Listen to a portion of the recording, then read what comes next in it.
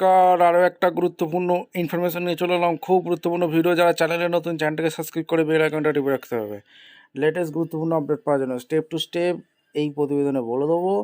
যুবসাথীর টাকা ঢুকতে শুরু করেছে। যুবসাথীর টাকা ঢুকতে শুরু করেছে, কোনো চিন্তা করার দরকার নেই।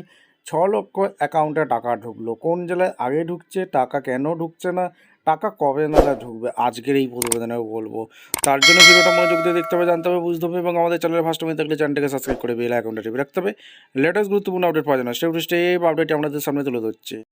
আচ্ছা, আজকের পেপারে কি বলছে? 6 লক্ষ অ্যাকাউন্টে টাকা ঢুকে গেল। যুবসাথীর প্রায় 90 কোটি টাকা আজ 6 লক্ষ অ্যাকাউন্টে ঢুকলো। নিজস্ব প্রতিনিধি বহরমপুর। যুবসাথীর প্রকল্পে মুর্শিদাবাদ জেলার 6 লক্ষ যুবক যুবতীদের অ্যাকাউন্টে সব মিলে প্রায় 90 কোটি টাকা ঢুকলো। মুখ্যমন্ত্রী মমতা বন্দ্যোপাধ্যায়ের ঘোষণার পর শনিবার থেকেই উপভোক্তাদের অ্যাকাউন্টে টাকা ঢোকা শুরু হয়েছে। যারা বলছে টাকা পায়নি, তাহলে প্রমাণ সহ দেখাচ্ছি টাকা ঢুকছে।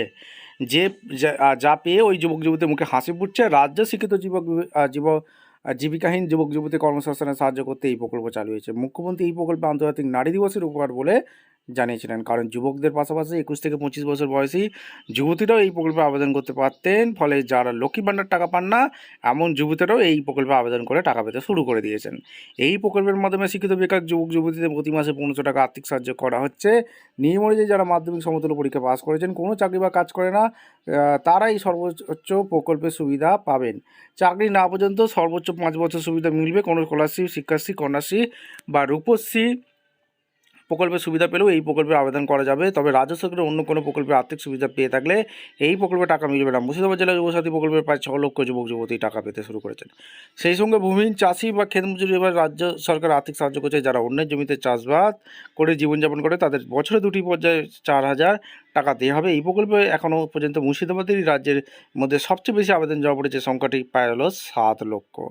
জেলা প্রশাসনের এক শীর্ষ আধিকারিক বলেন, আমরা শুক্রবার রাতেই যোগ্যদের তালিকা ট্রেজারিতে পাঠিয়ে দিয়েছে। শনিবার থেকেই টাকা ঢুকতে শুরু করেছে। মুর্শিদাবাদ যুবসাথী প্রকল্পে 6 লক্ষর বেশি আবেদনকারী ছিল। প্রাথমিকভাবে 6 লক্ষর কাছাকাছি যুবক যুবতী সরাসরি অ্যাকাউন্টে টাকা পাচ্ছেন। উপভোক্তা অনিশ কুমার মুখোপাধ্যায় বলেন, মমতা বন্দ্যোপাধ্যায় একবারে নিম্ন মধ্যবিত্ত মানুষের জন্য যে সমস্ত প্রকল্পের কথা ভেবেছেন, ভারতবর্ষে আর কোনো মুখ্যমন্ত্রী তা ভাবতে পারেননি।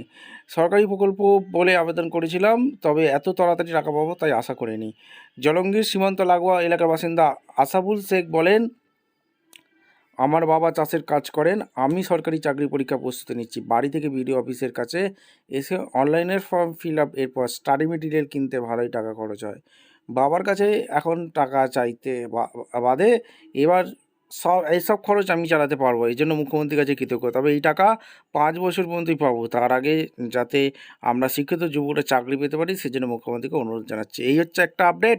ভিডিওটা ইনফরমেটিভ মনে হলে আমাদের চ্যানেল ফার্স্ট টাইম থাকলে চ্যানেলটাকে সাবস্ক্রাইব করে বেল আইকনটা টিপে রাখতে হবে। অর্থাৎ সুতরাং টাকা ঢুকছে, কিছুদিন ওয়েট করতে হবে, টাকা ঢুকে যাবে, কোনো চিন্তা করার দরকার নেই। দেখা হচ্ছে কোনো পরবর্তী ভিডিও। ধন্যবাদ।